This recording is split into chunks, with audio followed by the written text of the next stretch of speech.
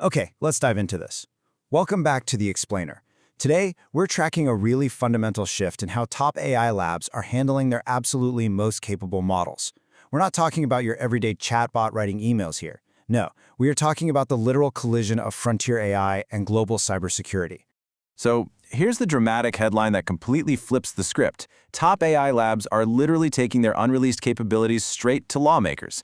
According to Axios, OpenAI and Anthropic recently gave high-level briefings to U.S. House Homeland Security Committee staff.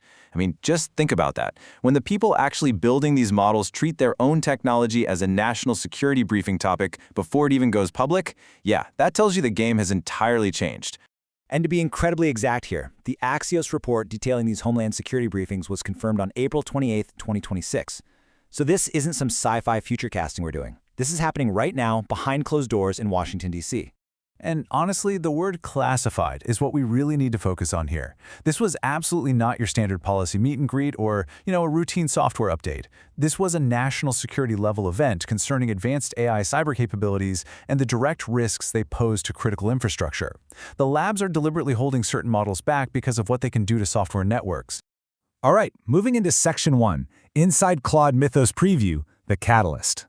So that catalyst is Claude Mythos Preview. See, Anthropic recently launched this new initiative called Project Glasswing, and its absolute centerpiece is this Mythos Preview.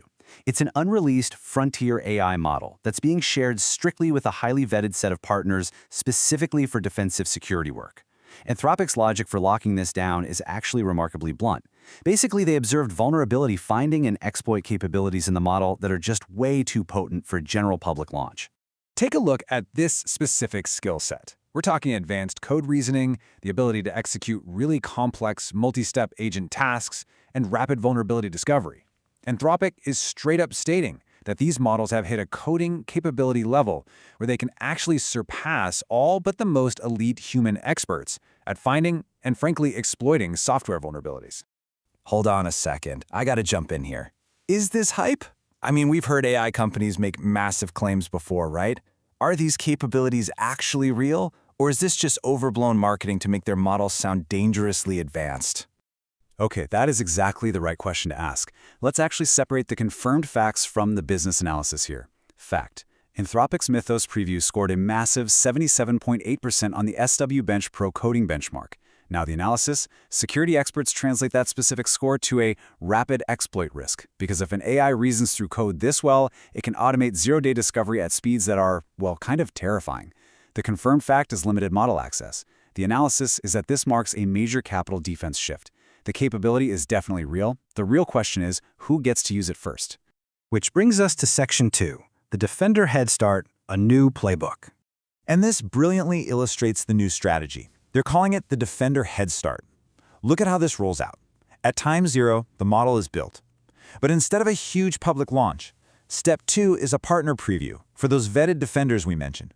Step 3 is a massive patch sprint, literally using the AI to fix widespread software vulnerabilities in operating systems and core libraries. And only after that sprint do we see Step 4, the wider public release. They are intentionally giving the good guys a head start to fix the world's software before the bad guys get a chance to automate their attacks. And to actually make this happen, Anthropic is putting some serious capital on the line. They've committed a staggering $100 million in model usage credits to their defense partners for Project Glasswing. They are essentially bankrolling a global patch sprint. All right, Section 3, patch speed equals risk, economic reality. So the crucial point is how this completely shifts enterprise economics. In the old reality, your time to patch was just an IT metric, right? A number on a dashboard. But in this new reality, because AI can literally compress vulnerability discovery from weeks down to mere hours, slow patching is suddenly a board-level financial danger. If your company takes a whole month to roll out a security patch, but an AI-powered attacker weaponizes a brand new vulnerability in an afternoon, well, your slow IT metric just transformed into a catastrophic financial risk. Sorry, I have to interrupt again. This is all well and good for the quote-unquote head start, but won't attackers get this capability anyway? You can't keep software locked up in a vault forever. Isn't this whole thing just a temporary moat? And that leads perfectly into Section 4, the capability diffusion reality. Buying time.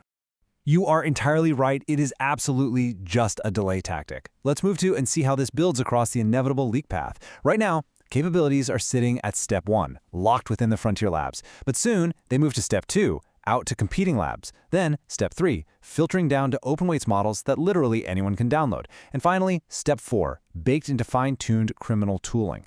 Limited access buys us time, sure, but fundamentally, time is all we are buying. Let's get practical. Section 5, your Monday morning checklist. Action plan. Because we are essentially on a ticking clock here, here is your practical Monday morning checklist. Number 1, map your real dependencies. You have to know exactly what apps and libraries you're actually running. 2, shorten those patch cycles. Do the emergency drills so your time to patch drops from financial quarters down to days. 3, monitor for highly unusual behavior. Because trust me, AI is going to generate completely novel attack patterns. 4, segment your critical systems so one compromised server doesn't take down your whole network. And 5, budget for security automation right now. Defenders desperately need AI leverage just to match the leverage attackers are about to get. Finally, Section 6, Final Judgment, the new era. We are undeniably entering a totally new era of controlled, highly guarded model rollouts. But since we know this cyber capability is inevitably going to diffuse to everyone, I want to leave you with a stark, genuinely provocative question. Should we be aggressively regulating these models to slow them down and gate them as hard as humanly possible? Or should we be deploying them faster into the hands of absolutely every defender out there so they can actually keep up?